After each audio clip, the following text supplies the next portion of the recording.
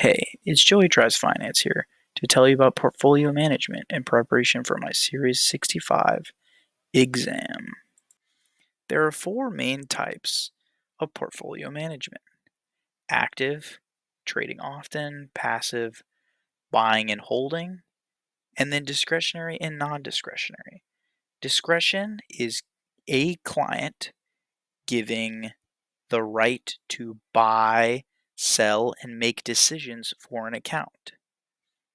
Non-discretionary is trading without the explicit consent of the owner, so they cannot trade without their consent.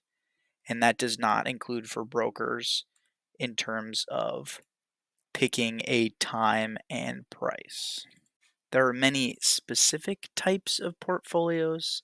Today we will cover income, aggressive, speculative, value, active, balanced, tactical, insured, and hybrid. For starters, an income portfolio is the goal of making passive money from dividends and interest. They usually have barely any stocks, and if they do, it's preferred, but mostly it's interest or CDs. Aggressive is very similar to active, as it trades in the portfolio often and is reaching the highest gain, but also paired with the highest risk. And they invest mostly in stocks. And it is suitable for investors with high risk tolerance. Speculative is a very risky portfolio. They invest mostly in IPOs and speculative bonds, IPOs being initial public offerings, so you kind of know nothing about the company that you're interacting with, and speculative bonds, which has a low credit rating from companies but gives you a high rate of reward. It's essentially gambling in a portfolio and is very risky and only for a select few investors. A value portfolio is looking for a good price to book ratio for undervalued stocks. They like cheap stocks that have a high chance of growth because their inherent value is really high, and they find out this by doing fundamental analysis, which is looking through all the financial documents and information about a company that is open but other people are overlooking. Active is constantly trading, maximizing risk, maximizing current gains, and use technical analysis and graphs to see timing and trade as often as possible to receive the most gain. A balanced portfolio, theoretically the least risky. On average, 50% is stocks, 40% is bonds, and then 10% is cash and CDs. It is theoretically least risky because it balances risk across the entire portfolio, but then also is a good balance of gains, like safety and managing all that risk, unlike other portfolios do.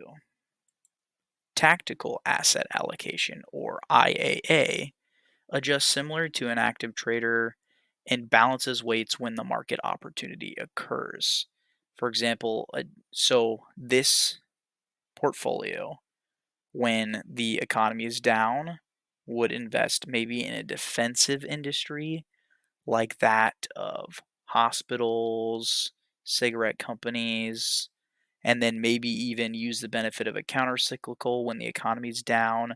They're investing in like gold, which would be way up, and then cyclical is which follows the economy and does well when the economy is doing well, like steel and stuff. So this is all about what is best at the best time. Insured asset allocation, or IAA, adjusts weight on the client's wealth, or specifically the account. The account is not doing very well, they will go more defensive, do more bonds, or the account is doing extremely well and it's growing well, then they'll improve stocks, the amount of stocks they have in large cap, small cap, mid cap, whatever is doing well. And so this is the mode of ensuring themselves for success. And now finally for hybrid is a portfolio being filled with more than just stocks, bonds, and cash. They'll do commodities such as rare pieces of art, real estate, gold, some physical assets. It is a very broad portfolio for those that really understand a specific industry. Thanks for watching. Please tell me your thoughts down below. Please remember to like and comment, and tell me which portfolio you think is the best for you and why. God bless, and remember, knowledge is power.